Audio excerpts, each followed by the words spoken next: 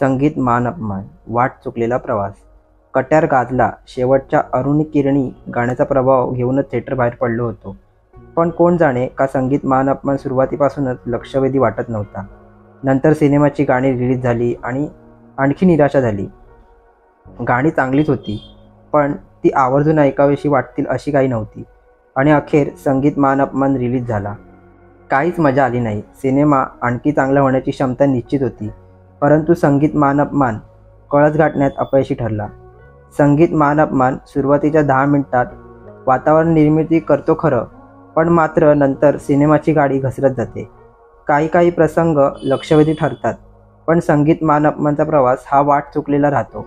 अजरामर नाटकाची समाधानकारक चित्रकलाकृती पाहायला मिळते, त्याचा अनुभव येतो. सुबोधने मेहनत आणि कल्पकता यावर 100% काम केले हे खरं, त्याबद्दल शंकाच नाही.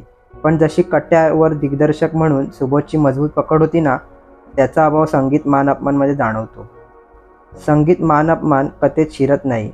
ती कथा काय आहे याचा अंदाज तुम्हाला ट्रेलरमधून आला असेल, पण तो ताणतणाव यायला पाहिजे होता तो संगीत मान अपमानमध्ये निर्माण होत नाही.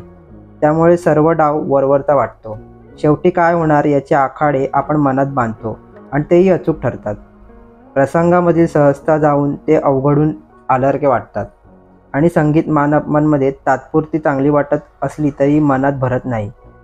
एकूणच संगीत मान अपमान 2.5 तासांचा समृद्ध अनुभव देत नाही. पटकथेवरील अजून काम करता आले असतं. कट्यारमध्ये एक प्रकारचा जादूईपणा होता. पात्र काल्पनिक असूनही त्यांच्यात खरेपणा जाणवायचा. परंतु संगीत मान अपमानमध्ये याच जादूपणाची कमतरता आहे. अभिनयात सुमित राघवनने कमाल केलं. अशा ग्रे शेड मधील भूमिकेत सुमितचा अभिनय पाहणं ही पर्वणीच आहे. बाकी सुबोध, वैदेही यांचाही अभिनय चांगला आहे, पण सुबोधचा धैर्यधर भामिनीच्या जोडीला म्हणजेच परशुरामीच्या जोडीला काहीसा प्रौढ वाटतो. असो, नवीन वर्ष हे मराठी सिनेमांच्या हक्काचं वर्ष असायचं.